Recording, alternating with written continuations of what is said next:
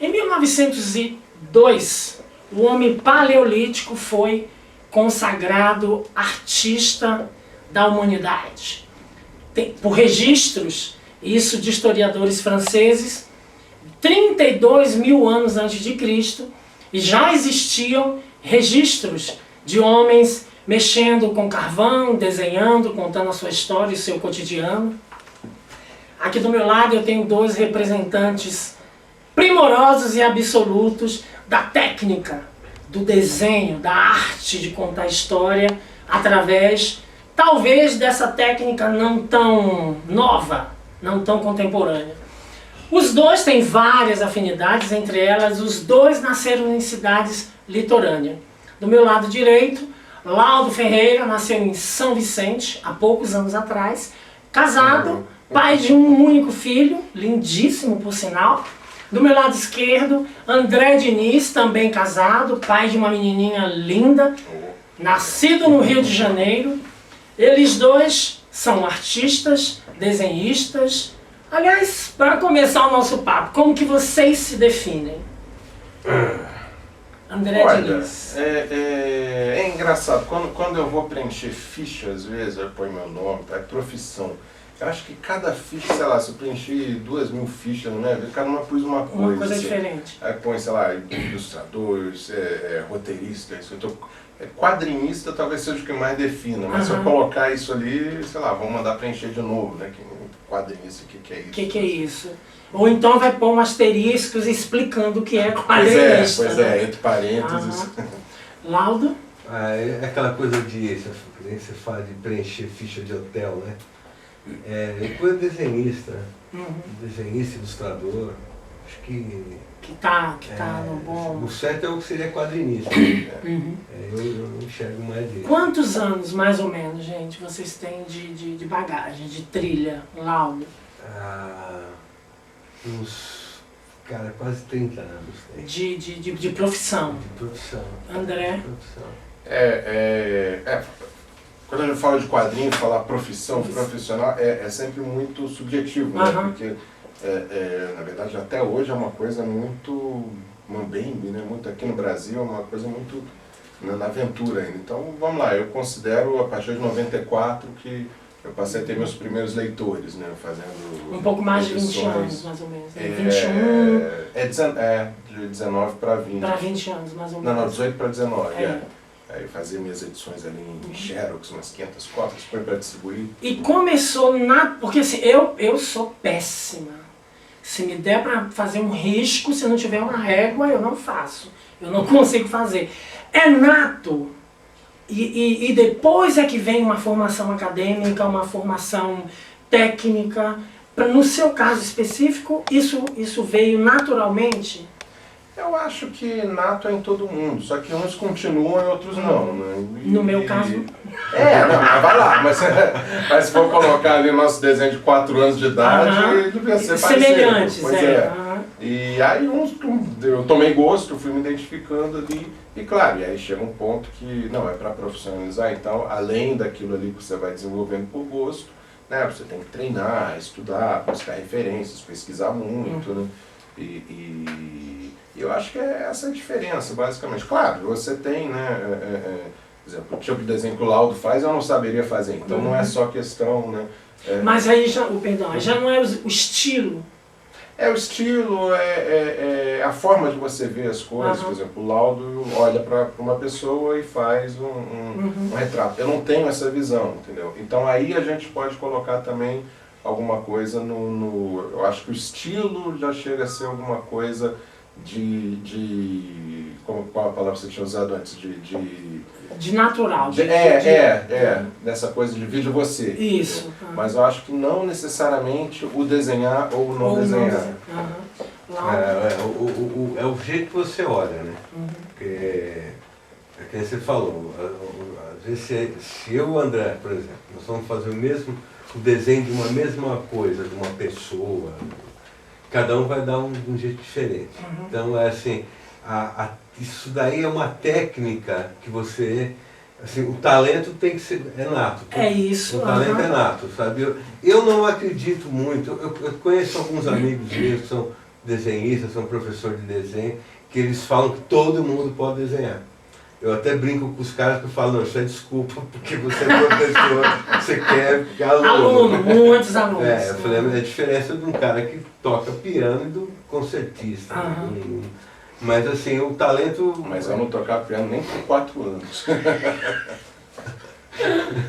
E o talento você nasce com aquilo. Agora a técnica, você tem que adquirir técnica. Tem que adquirir técnica. Então e você exercício da forma que você observa. Por exemplo, uma vez eu estava dando um curso de desenho e estava explicando para uma molecada que, por exemplo, mulher, o desenhista homem gosta muito de fazer mulher, gostosa, mas existe uma tendência a fazer aquela que o determinado desenhista que o cara é fã faz. Então eu falo, olha, você não está desenhando o padrão de mulher sensual que você gosta, você está desenhando um padrão de mulher. Ele está copiando, Você está copiando, então você tem que exercitar seu olhar. Aí desenha uma americana e uma índia do mesmo jeito. Do mesmo exatamente, jeito. Exatamente. Uma coisa que eu particularmente eu quero saber, vocês acham que com certeza tem uma influência na comunicação isso? Vocês acham, dentro da sua experiência, da experiência de cada um de vocês, até onde essa comunicação interfere?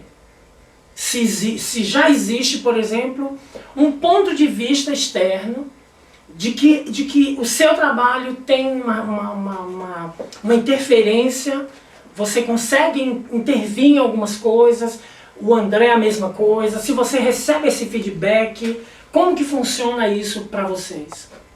Olha, no meu caso, né, eu acho muito interessante que o quadrinho hoje feito aqui no Brasil, ele tem muito essa cultura de falar para um público específico, como que é um caminho que eu acho que a comunicação toda está indo cada vez mais, né? Principalmente, né, por conta da internet, canais às vezes, né, do YouTube, que tem uma audiência enorme, que fala para um público específico e boa parte nem sabe que aquilo existe. E no meu caso, com o quadrinho, com o trabalho autoral, às vezes é difícil você medir, né? Mais fácil as pessoas gostarem, não gostarem, né? Darem essa resposta. Mas de termos de resposta prática, eu tive, assim, com quadrinhos meus que foram comprados para serem usados em escola, né? Isso é muito gratificante. E vendo professores comentando, pedindo dicas de trabalhos, estavam comentando a resposta com a turma. E também, nesse exato momento, um trabalho que eu estou fazendo, eu atravessei um período de uma depressão, uns 2 anos, assim, totalmente atípico. Eu demorei para descobrir que era uma depressão, porque eu não estava achando a vida horrível, nem nada daquele, né, daquela forma convencional que a gente imagina, mas diversos sintomas, muita fadiga, enfim.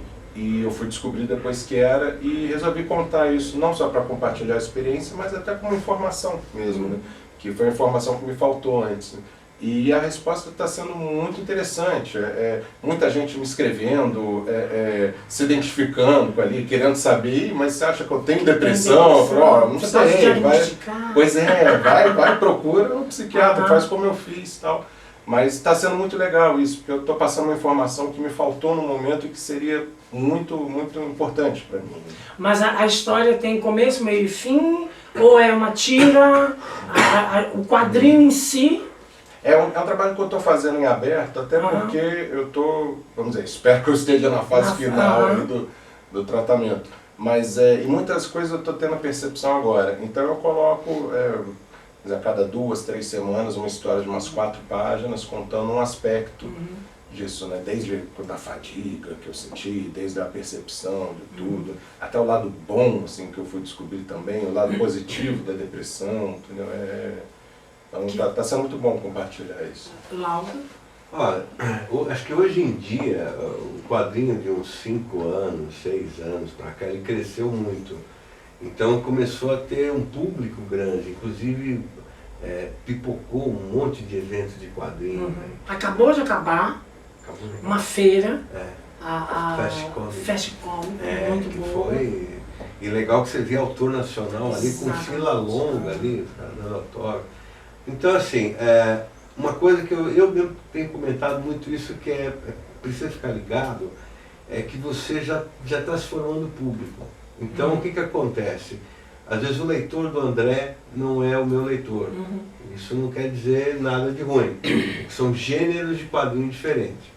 E então, se o autor hoje for um cara bem conectado, ele vai começar a se ligar no público que ele está consumindo. Essas feiras servem para isso, para você ver quem está comprando.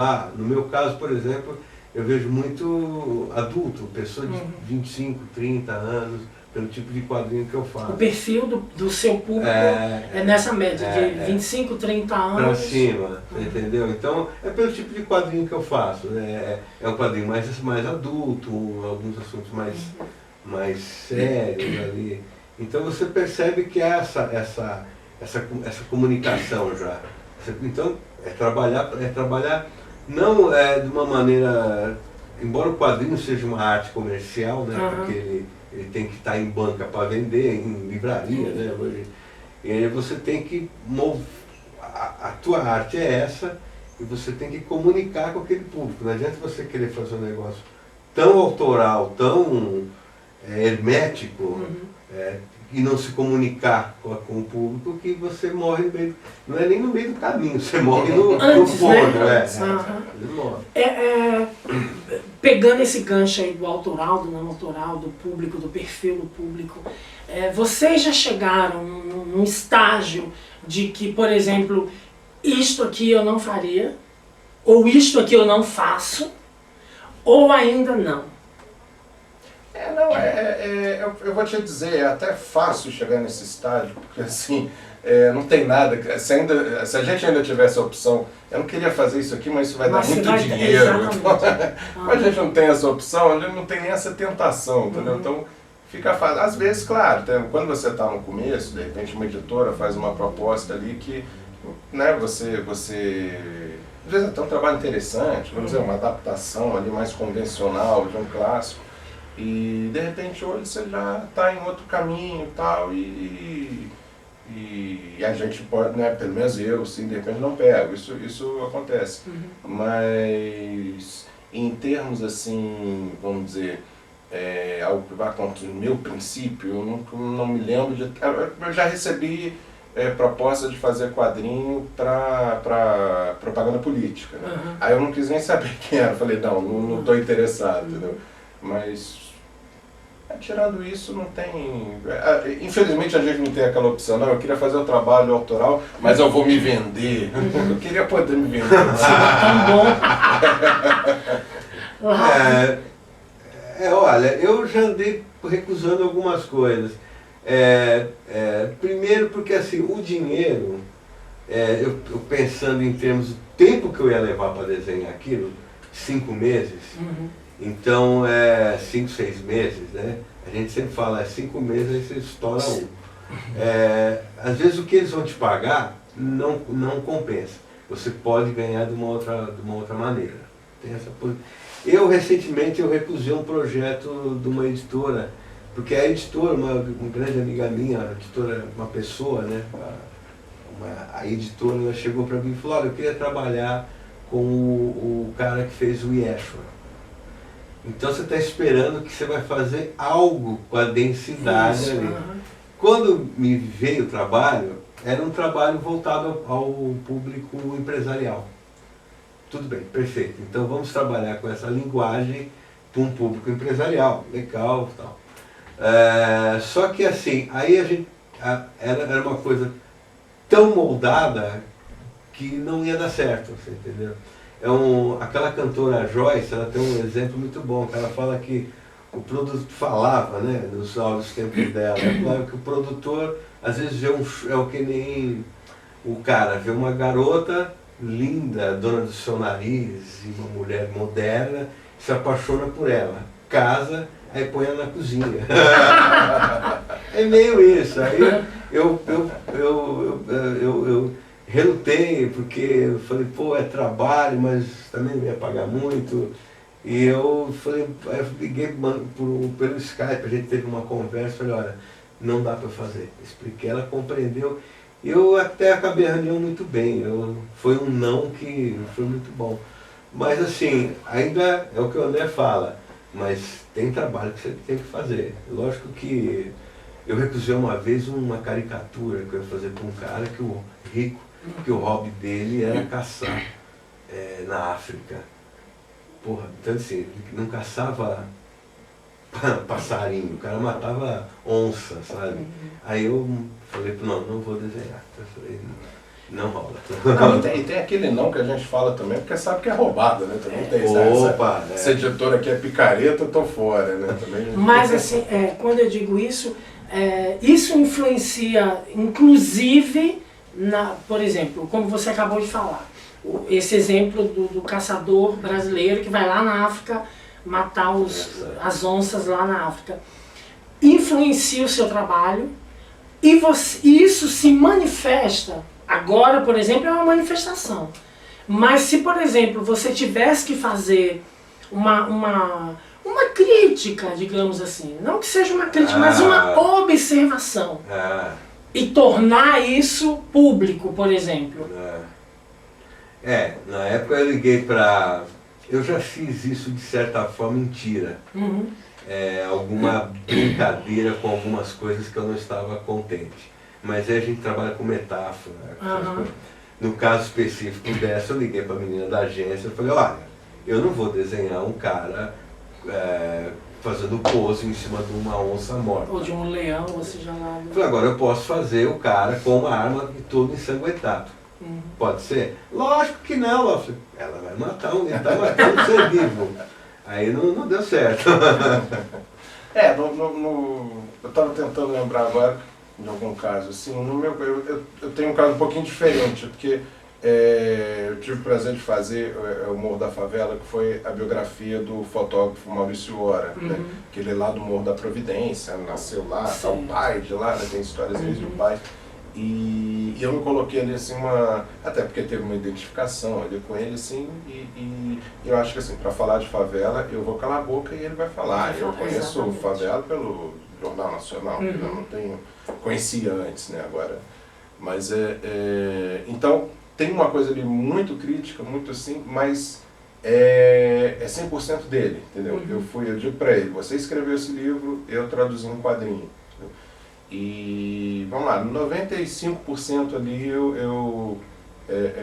de repente eu falaria o mesmo, ou pelo menos eu entendo perfeitamente ele na situação. De repente tem uns 5% até que eu penso, não. Será?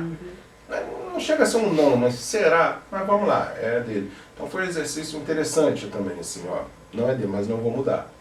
Ele falou, então, né, mas em geral no meu quadrinho eu não pego tanto, a crítica é mais, vamos dizer, a mim mesmo, a nós mesmos, uma coisa mais ali pessoal, uma coisa mais íntima. Assim. E eu costumo dizer também que o mundo hoje tá muito certinho, né? Você tem que ter muito cuidado com o que fala, como se manifesta ou não. Coincidentemente hoje, dia 6 de agosto, fazem 70 anos que a bomba lá em Hiroshima explodiu e foi uma catástrofe, eu acho que irreparável. Acho que nem daqui a mais 70 anos vai se conseguir fazer nenhum reparo, né, sobre isso. Mas, atualmente, existe uma discussão aí nos Estados Unidos, de novo, entre bomba atômica sobre isso e aquilo. Aí agora, dando uma pincelada, o que vocês acham de um assunto de 70 anos atrás, mas que é tão atual agora, e de que, será que não existem outros caminhos que essas pessoas podem permear, que elas podem caminhar para tentar achar uma solução, que não, porque acaba sendo, quem são punidos não é quem aperta o botão, não é quem construiu a bomba, somos nós. E da Hiroshima e Nagasaki morreu civil, né? Nossa, morreu civil. Os registros, como 70 anos, então hoje só se fala sobre isso, na maioria dos telejornais, dos jornais. Então tem o primeiro fotógrafo, repórter cinematográfico que foi lá para registrar, ele diz que não conseguia identificar quem era homem, quem era mulher, o que era de pedra, o que não era de pedra. Foi uma cena absurda, mas... Falando em quadrinho ainda, né? Tem o Gen, Pés Descalços, que é de um desenhista que estava lá Foi sobrevivente. Foi sobrevivente de Hiroshima. E aqui está saindo no Brasil. A primeira parte, o primeiro e segundo livro, acho que ele é terrível, ele é uma leitura, é mangá, que é um desenho bonitinho, né? Mas ele é denso. Eu li incomodado aquilo ali, sabe? Porque é um negócio muito bravo ali de você ler. E, olha, é gozado você pensar como o ser humano repete, né, as coisas. Então, se falar uns 70 anos na Hiroshima, você vê que 70 anos não é nada. Né? Você vê que historicamente você fala a mesma coisa do Holocausto, né? E aí tanto faz se matou 6 milhões ou se matou 600 mil, né? Que matou. E aí você começa a ver. Esse dia eu estava revendo aquele Lista de Schindler. E é terrível você ver como é que o ser humano pode fazer com o outro. Não dá para você ficar falando de um negócio desse assim, porque... até você falou, eu lembrei, tem aquele filme também, A Queda, que é do Hitler, dos últimos momentos dele.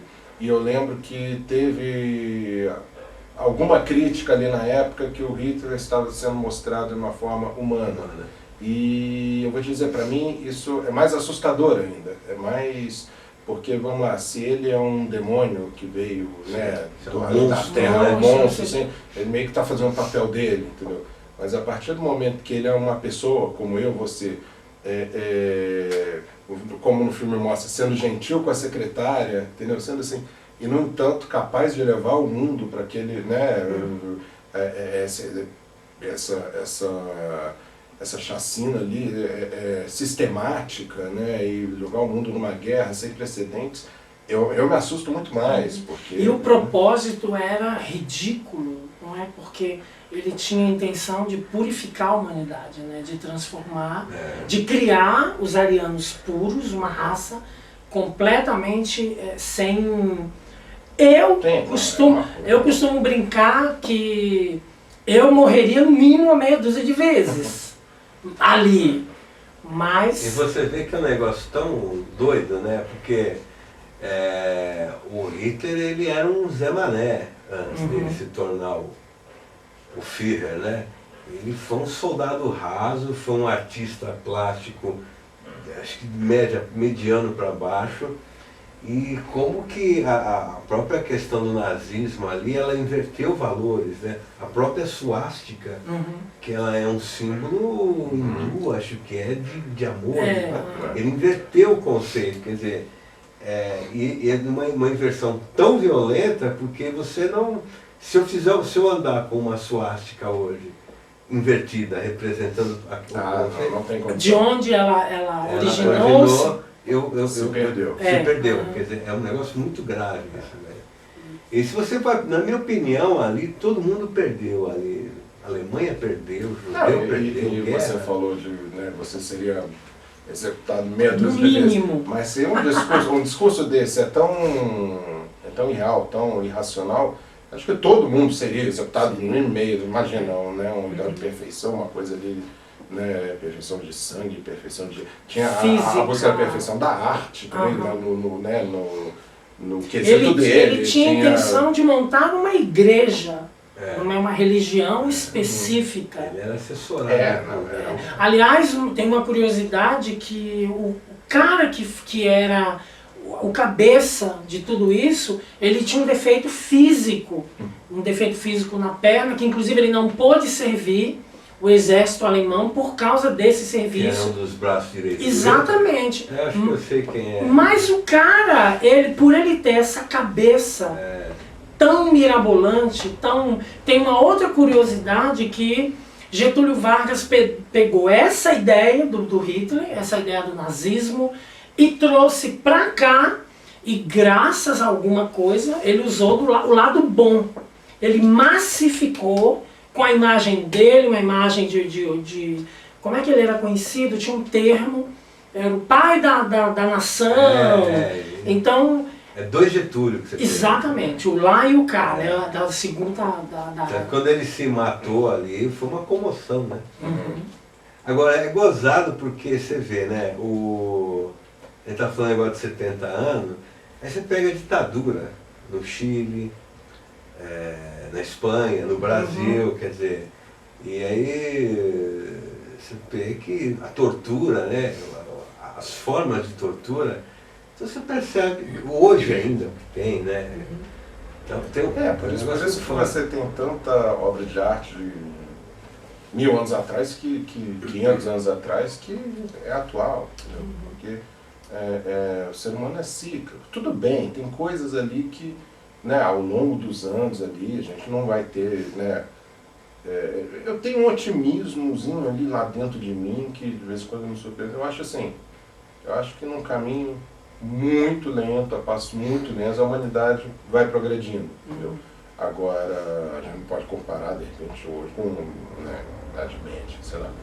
Mas também tem os estados islâmicos ali para, né, bagunçar um pouco. O conceito da violência em si ainda está ali. Sim, sim. Mas pois é, fui falar do meu time, até me perdi. Aliás, até esqueci o que eu falei. Hoje, eu fiquei tão pequenininho. Ele é tão insignificante que ele acaba sendo esquecido. Não, mas tem aquela coisa, a gente tem que ter esperança, senão a gente está danado. Voltando aqui para a situação atual e muito mais presente. Nós estamos vivendo uma situação delicadíssima do país, né? Muito delicada, tanto econômica, quanto política, quanto social. Eu realmente eu até tento ver essa luzinha lá no fim do túnel, eu brinco dizendo que é um vagalume bêbado tentando achar a saída, porque é tanta coisa que vai surgindo e vai... É uma necessidade única que as pessoas têm. Ela luta em prol dela mesma, ela se blinda, ela vai morar em condomínios maravilhosos, ela não pensa no todo, no coletivo. A humildade, hoje a educação primária, a educação eu acho que foi esquecida, abandonada, né? A honestidade, eu não sei, eu seria talvez uma péssima política. Eu não conseguiria lidar bem com a política, porque eu acho que eu não sou uma pessoa política, né? Então, eu acho que talvez a nossa comissão de governantes estejam exatamente, eu não sou cientista político, nem tenho a pretensão a ser, mas eu acho que se eles agissem com uma certa honestidade, né, assumissem, porque infelizmente nós somos realmente um país violento, nós somos um país pobre, nós somos um país quase que de maioria miseráveis. Nós temos uma estatística que foi publicada agora em Brasília, dia 13 de julho, foi publicado pela Unicef, um boletim, onde neste boletim diz que ainda existem uma média de 3.000 pessoas analfabetas no país. E onde ninguém fala sobre isso. Ninguém assume isso.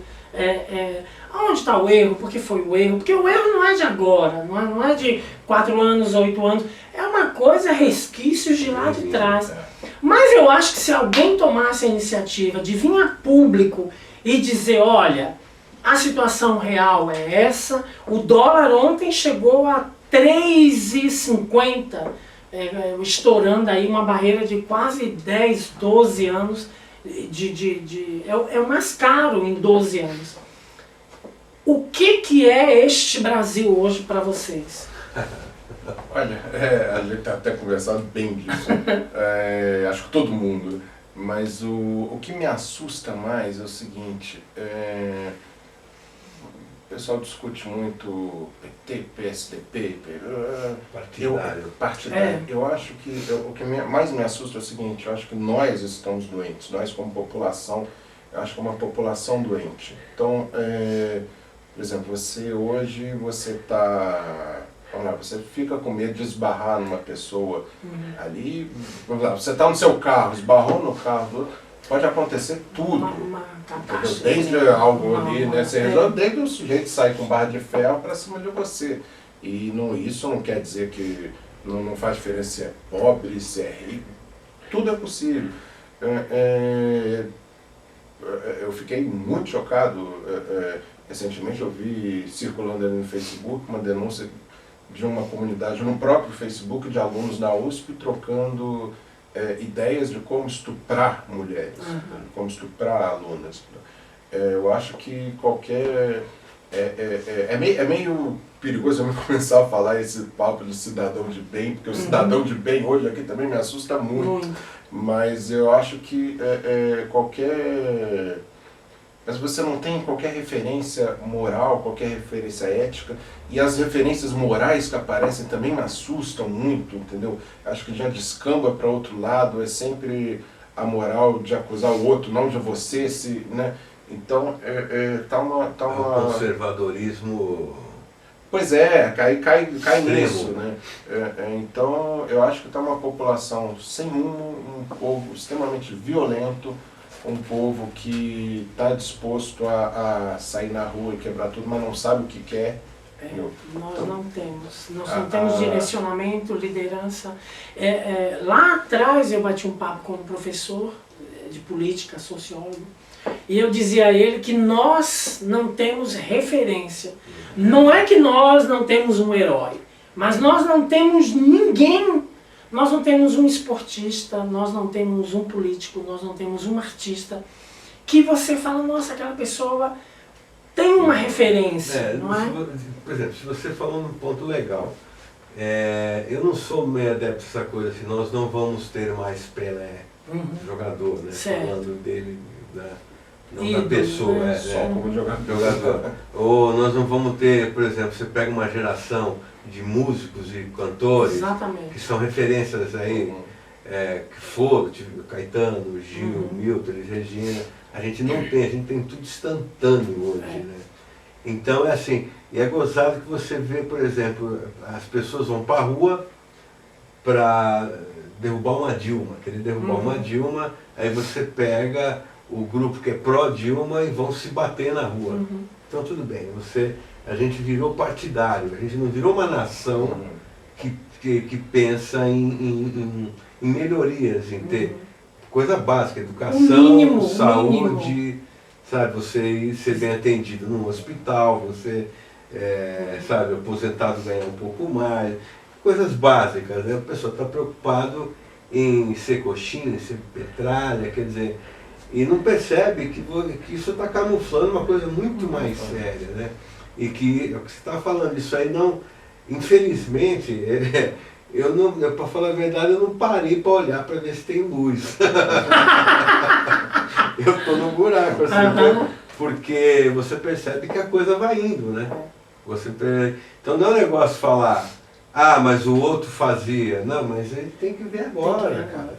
Então a gente não tem dinheiro, paga, acho que é um dos países do mundo que mais paga imposto. Você não tem, você é um país violento, você não tem cultura, sabe?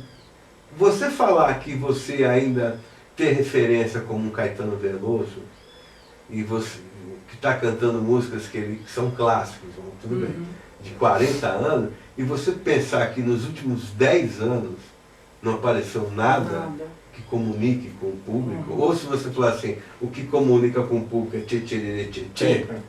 Você está entendendo? Então nós vamos muito mal, né?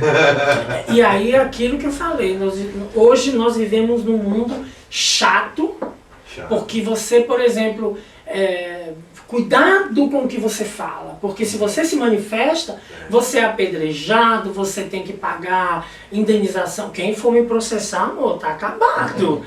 Porque o mínimo que o máximo que pode acontecer é eu prestar serviços sociais, que eu já faço isso sem nenhum processo. Mas isso me incomoda profundamente. Essa falta de paciência, de diálogo que você falou, a educação doméstica, aquela primária, as pessoas não têm. Não, elas te empurram em qualquer lugar. Eu tenho horror a tumulto, a, por exemplo, você ir andar de metrô, andar de ônibus, andar na rua mesmo, porque as pessoas elas não estão nem aí. Elas passam por cima, te levam junto e você não imagina qual será a reação daquela pessoa. Então, eu não sei aonde vai dar isso aqui. E teve uma coisa que pra mim foi engraçado. Eu até os 30 anos de idade, eu nunca tinha saído do Brasil e tal.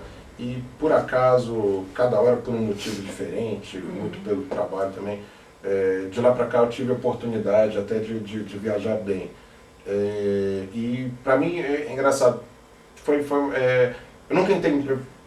Muita coisa que o Brasil ficou mais claro pra mim justamente quando eu passei a sair dele, entendeu? Então, uma coisa que assim, tem coisas que a gente sabe na teoria e na prática, ver na prática, né, compreender aquilo é diferente.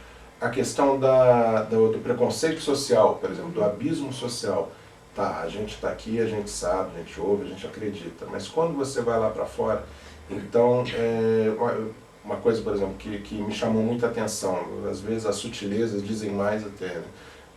Por exemplo, você tá em Paris, você vai lá no subúrbio, compra, vou usar um exemplo estúpido aqui, mas compra uma latinha de refrigerante por €1. Aí você está passando em Champs-Élysées, entendeu? Que é o ícone, né, de luxo do mundo. Campos Elíseos de Paris. Pois é, você tá passeando ali, numa de turista, né, tem que ver isso. Aí você vai e passa ali numa lanchonete, compra a latinha, talvez você pague um 20, um 30, não sei nem sei esse o preço, mas só para dar uma ideia de proporção. Então você vai para o Rio de Janeiro, por exemplo, você está na Zona Norte, você vai pagar R$2 nessa latinha, você vai num bar no Leblon, vai pagar 8. E o pessoal paga feliz, porque é quase que uma taxa para afastar pobre, entendeu? Então, e outras coisas ali, a relação, de repente você chega num posto de gasolina, num restaurante, você imagina aquela pessoa ali que está te servindo lá, né? Frequentando de repente o mesmo lugar que você frequenta. Aqui é um abismo enorme, você não imagina sequer passeando no mesmo shopping, mesmo que você também está ali, não vai fazer compra porque está apertado, ele poderia passear. Mas é um abismo tão grande que até fisicamente, assim, até geograficamente, a gente fica separado. Pegando esse gancho, tem uma coisa que às vezes eu não entendia. Eu não entendia, por exemplo, letra funk, eu não entendia que agora voltou de novo aqui em São Paulo, esse grupo de jovens que invadem o shopping center. Mas isso, na realidade, talvez seja uma forma de protesto, não é? De que,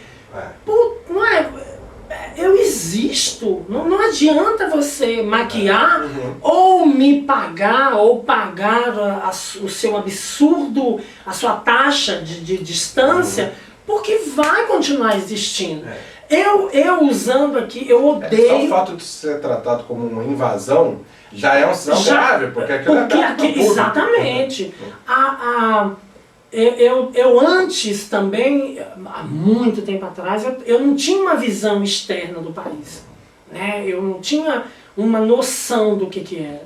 Mas aí você começa a sair, você vai.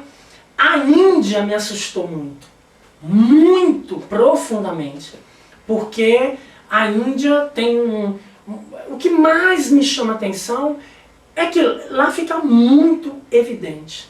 Ou você é muito miserável, ou você é muito rico.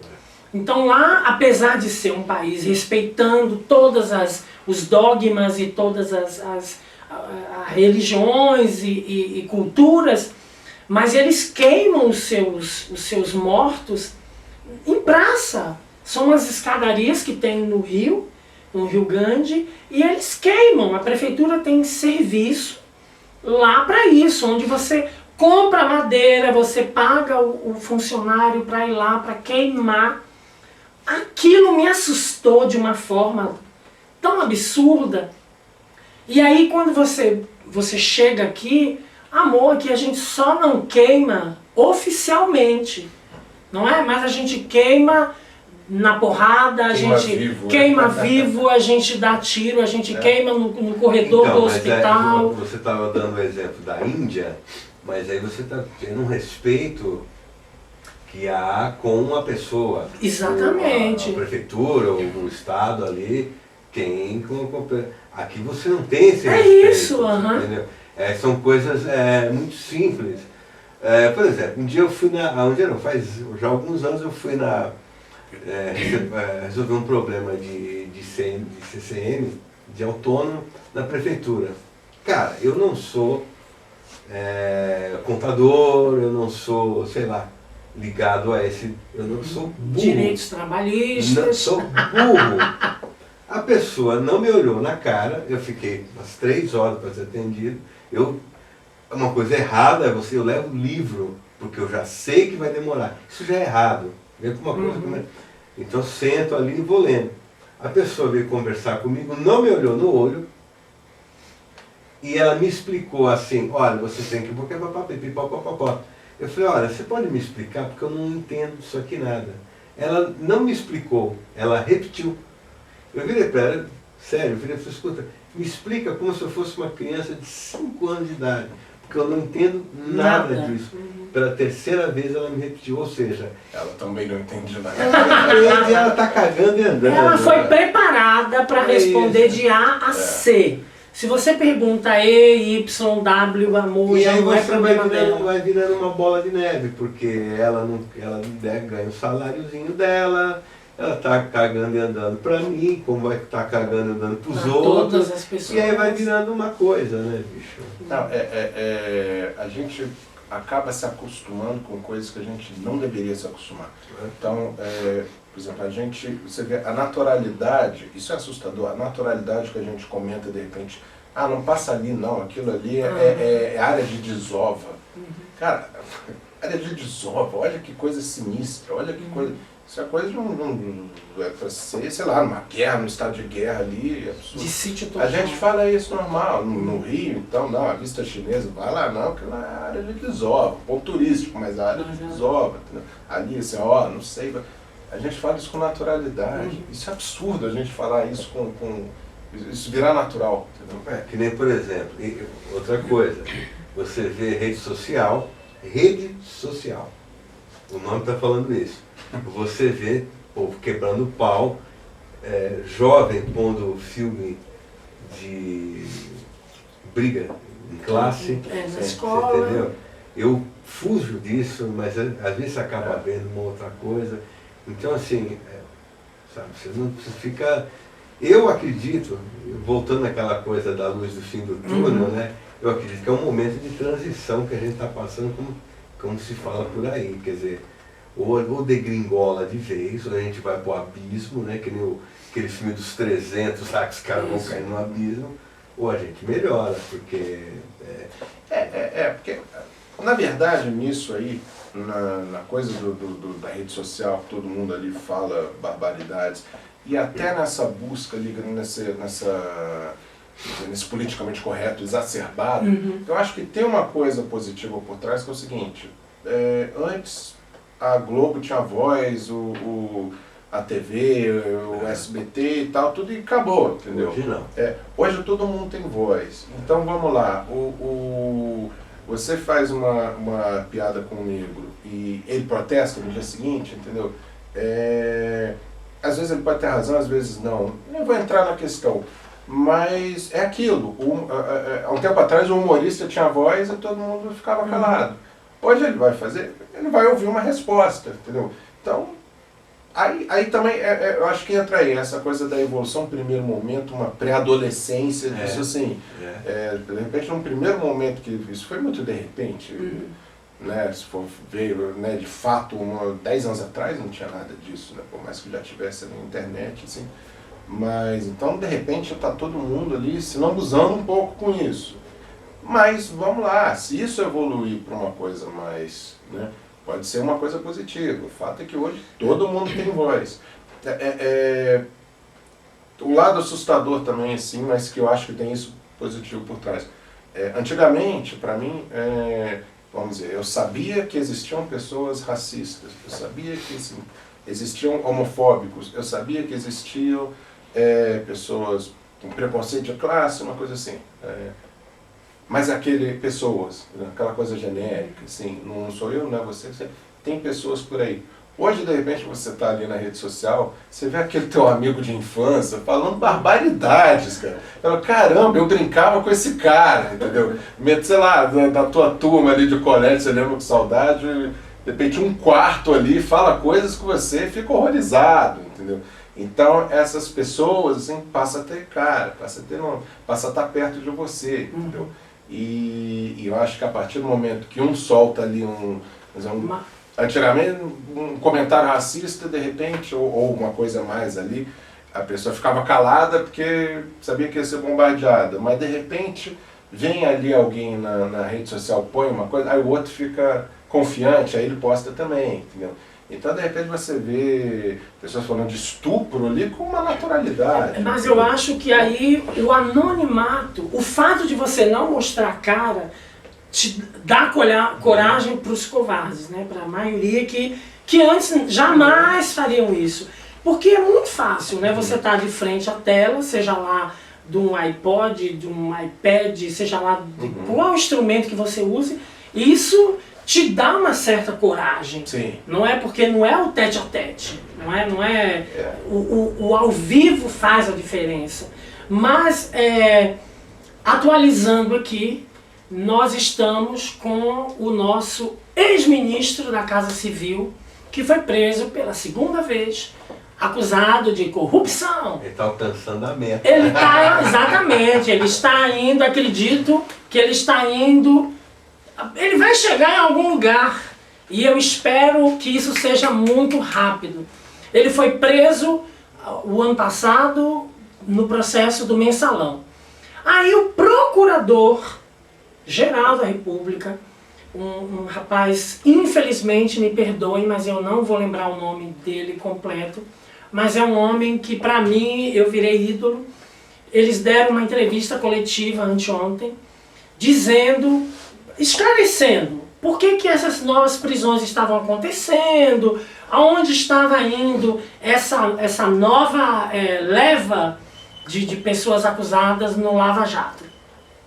E o José Disseu, ex-presidente do PT, ex-ministro chefe da Casa Civil, também foi preso de novo, junto com ele um grupo que ele coordenava, digamos assim. E o irmão dele está junto. Palavras do procurador, uma repórter que estava ali diante de um grupo grande, devia ser um auditório, aonde devia ter no mínimo 30, 40 profissionais de comunicação. Uma repórter insistiu numa pergunta para o procurador que ela queria entender por que o senhor ex-chefe da Casa Civil estava sendo preso. Porque é um homem que ocupou cargos políticos no país, é um homem que tem residência fixa, tem história. É um homem que tem história, é um homem que está cumprindo prisão domiciliar. E ela insistiu nisso. Chegou uma hora que, dentro de uma serenidade invejável, o procurador responde para ela: bom, eu vou tentar ser claro para a senhora. Mesmo preso, quando ele estava encarcerado na Polícia Civil, ele continuou recebendo propina. Depois que ele foi para casa cumprir a prisão domiciliar, ele também continuou recebendo propina já da Lava Jato. Ele nomeou o irmão dele para ser representante do cara. Isso basta para a senhora? Olha, você sabe que eu vou falar para você uma história, né? Voltando ao negócio de quadrinho. O André, ele fez uma série, deve ter tido uns 4, 5 livros, que é o Subversivos. Ele lançou no começo dos anos 2000, final dos anos 90.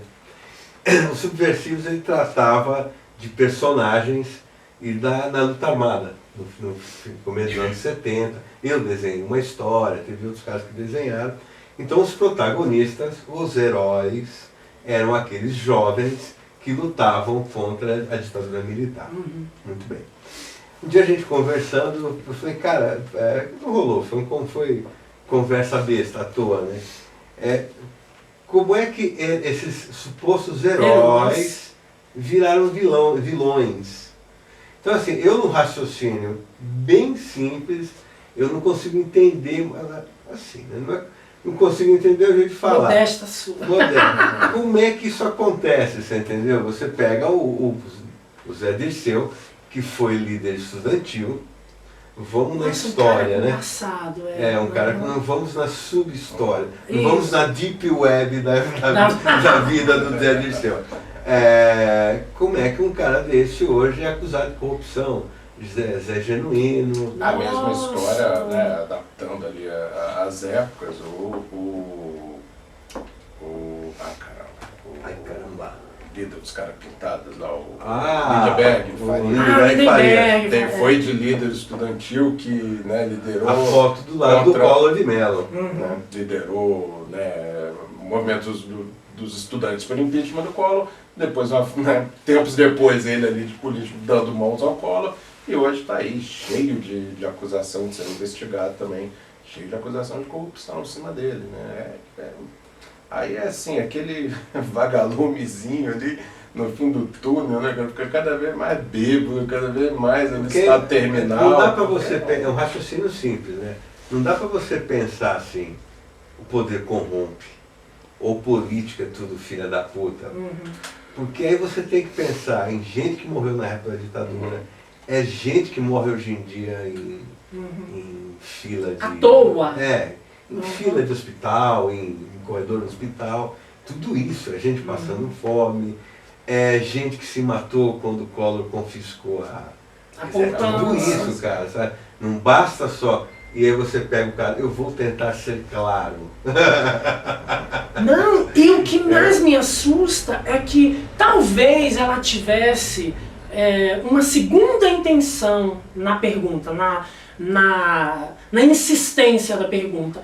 Mas na hora, aquele homem, a serenidade dele me deu uma inveja, porque eu, no mínimo, eu ia dizer o neném, no mínimo, porque não tem. Agora, aí você começa a comparar, não que seja justificável, mas em Brasília, há poucos meses atrás, um servente de pedreiros foi preso com perto de 800 gramas de carne escondido na cueca. Que vergonha.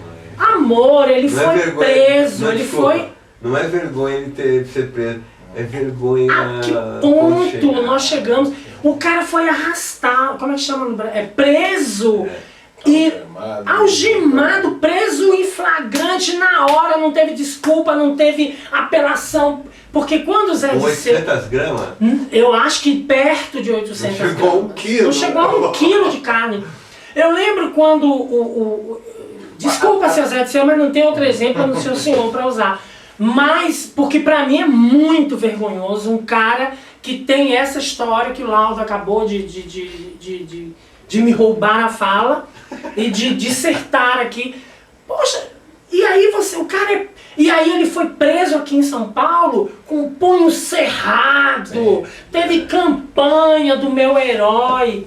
Aí um pai de família que rouba perto de 800 gramas de carne, ele é preso sem discussão, não tem apelação. Fazendo uma analogia muito mais próximo do que o Dirceu, e pegando esse mesmo cara que foi preso por roubar 800 gramas de carne. Na época que eu morava em Copacabana, lá no Rio, tinha um supermercado que a gente frequentava, nós frequentamos ele por um tempo, até que um dia, a gente sempre fazia a compra maior, até que um dia que eu cheguei e comprei um único produto. Aí passou ali no caixa, o preço está mais caro aqui. Não é o que está lá. Aí a garota veio e corrigiu. Aí uns 2 dias depois eu passei ali, também peguei um produto, a mesma coisa.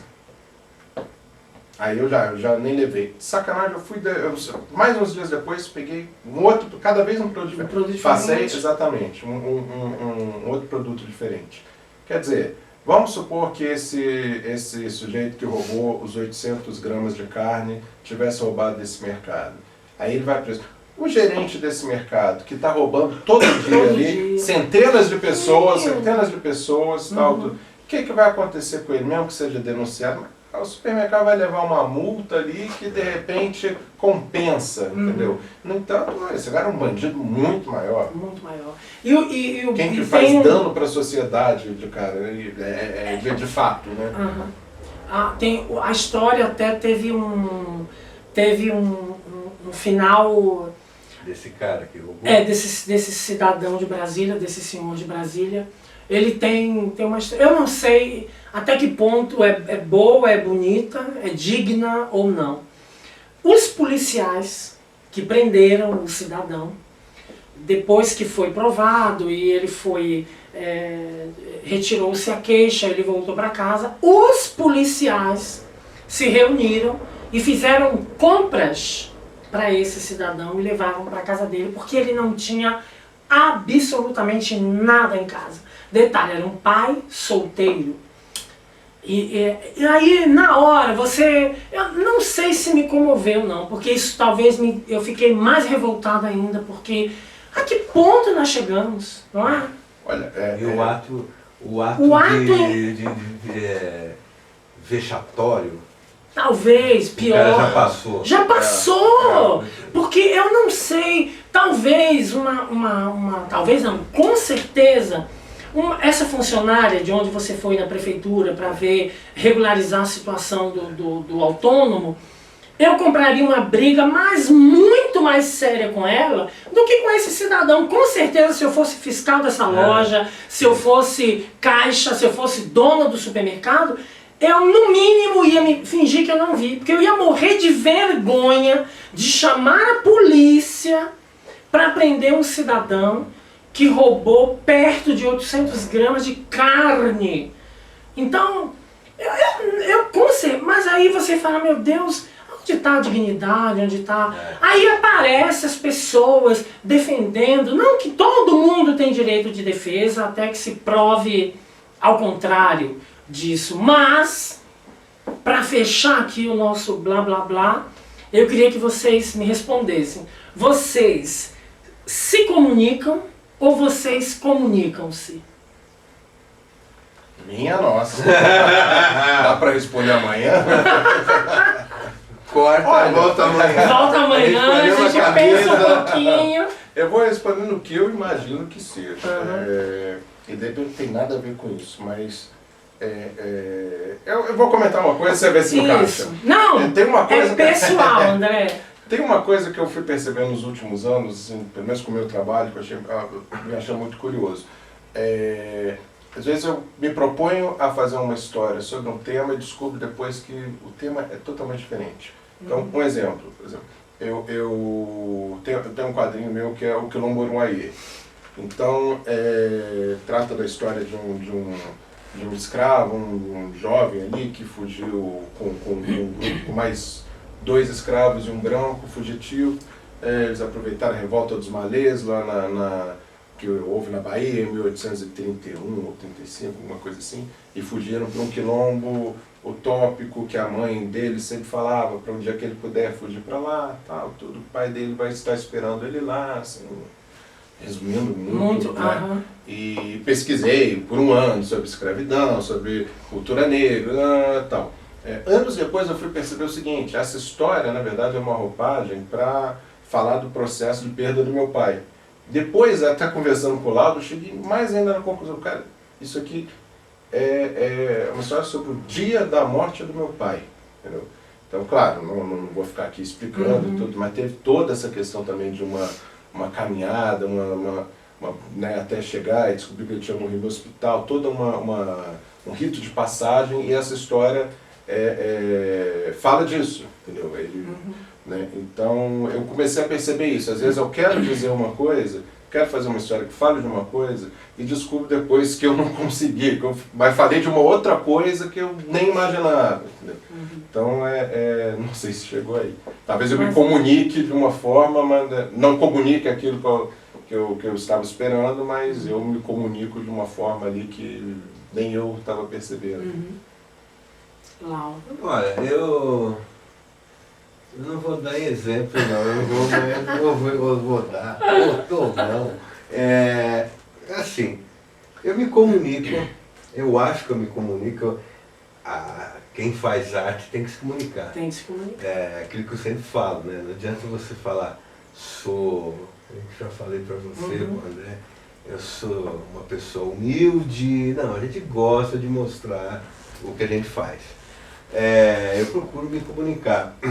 Então tem 2 pontos. Primeiro é o seguinte, eu procuro me comunicar e eu procuro entender a comunicação das coisas, da vida, tudo comunica, né? Você está na rua, você sai aqui fora, vê a calçada detonada, conversar com as pessoas, poste, tudo é comunicação. É o jeito que a vida se comunica com você. É fundamental entender isso.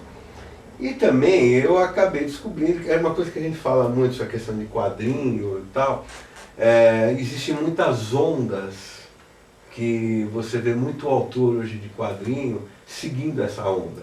Não quer dizer que essa onda seja ruim, ela é uma onda. Então nessa onda tem coisas boas e tem coisas ruins. Às vezes a gente embarca nessa onda, no caso de quadrinho, para querer, vou dar uma de Dilma, né, da meta, para estar nessa onda. E de repente você perde seu foco. É isso que você vai naquela onda, aquela onda é legal, mas ela não é a sua, ela é a outra ali.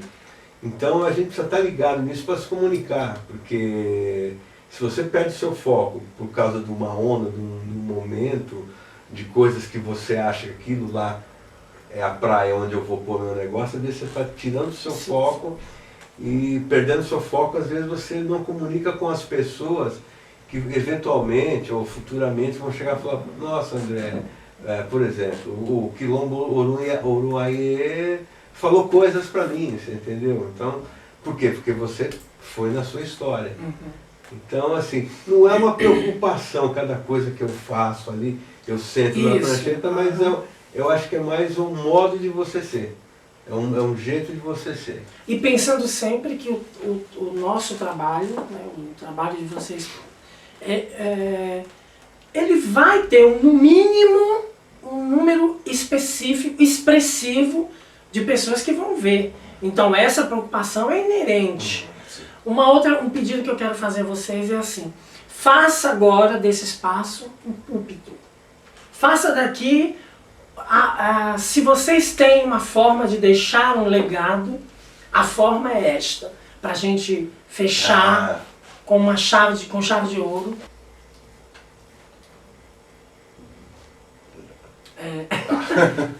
Tá com você a bola. Vamos lá. Olha, eu já me peguei muito ali pensando sobre isso, o legado que eu vou deixar, como é que vai ser depois que eu morrer, o que vai ser feito dos meus quadrinhos, como manter isso vivo e tal, assim. E nos últimos anos eu tô, sabe, primeiro que assim, eu já notei que eu nunca acerto, assim, a reação que o pessoal vai ter, a recepção para os meus quadrinhos. Então, vamos dizer, eu escrevo essa história aqui de bobeira ali, descompromissada, e essa outra aqui achando que eu vou mudar o curso da evolução da humanidade, entendeu? A humanidade evoluiu assim, de repente vai chegar no meu quadrinho, vai vir nesse sentido. E aí a reação é totalmente contrária. Essa aqui passa em branco, a outra que eu não dava nada, todo mundo acha legal, tal, assim. E também até um exercício um pouco de humildade também, depois da minha morte, entendeu? Porque pra fazer, já assim, morri mesmo, né? Já morri mesmo, entendeu? Às vezes eu faço, quase 5 anos depois, nem eu gosto, entendeu? Às vezes aquilo que eu achei que foi ali, assim, o meu auge, olha, 5 anos depois, nem eu gosto. Por que eu vou querer que as pessoas daqui a 100 anos estejam lendo, entendeu? Então eu relaxo, eu acho que para o artista essa questão da humildade é um grande desafio, né? Mas eu acho que dentro do que eu posso me dizer que que tenham ali uma humildade, eu acho que ela é sempre uma boa conselheira. Não. Olha, eu também já tive períodos de querer salvar a humanidade, né? Aí eu descobri que eu faço parte dela, então eu tenho que me salvar primeiro, né, para salvar a humanidade. Mas assim, duas coisas que eu, rápido assim. Uma vez eu estava conversando com um amigo meu, o Vitor Novaes, ligado ao pessoal do Clube da Esquina, e a gente estava conversando e eu estava falando sobre... Falei, cara, tem um monte de amigos meus que, da minha geração, da minha época de adolescente, que hoje são gerentes de banco, são advogados super bem-sucedidos, e eu estou aqui na labuta ainda. Eu falei, mas eu não tenho problema, foi o que eu escolhi para fazer, é isso. Então, eu arco com as consequências boas e ruins. E aí um dia eu pensando no meu filho, no Gabriel, né? E eu falei, o que eu vou deixar para o meu filho? Né? Não sou milionário, então acho que o legado, ele, né, levando por aí, acho que é no modo de levar a vida, acho que é no que é essa coisa da humildade, mas é acreditar, você entendeu? Se a gente não acredita e não vai adiante, então vai para a arte nossa, a gente vai para a vida nossa, a gente não tem muito porquê. Então assim, o meu legado é o meu filho, que ele seja o que ele queira ser na vida, mas que ele leve um pouco disso, sabe? Do que eu trouxe para a minha vida, para a vida dele. É isso. E mesmo as pessoas, né? Agora, se daqui a 100 anos forem ler meu quadrinho, boa perda de tempo. Eu quero agradecer muito, profundamente. Nossa, prazer foi nosso. Essas duas figuraças. Aproveite aqui, deixe e-mail, deixe página, deixe mamão, deixe tudo que vocês quiserem, mamão, que vocês quiserem, para que as pessoas possam acessar, descobrir quem é André Diniz, descobrir quem é Laudo Ferreira. Bom, o meu trabalho hoje, ele tá... Acho que você já pode conhecer bem do meu trabalho no meu site, que é o muzinga.net. É com Z, M-U-Z-I-N-G-A. .net. Toda semana eu coloco histórias ali, tem links para venda dos meus trabalhos, acho que ali está bem, resume bem. O meu é o www.estudiobandadesenhada.com.br, estúdio com E, que hoje em dia, né, como no português, e lá tem trabalhos meus, tem uma lojinha virtual com meus livros lá vendendo, tem material que eu posto semanalmente lá, minhas tiras, acho que e ali tem meus contatos de e-mail também. Obrigada de novo, crianças. Nossa, obrigado mesmo.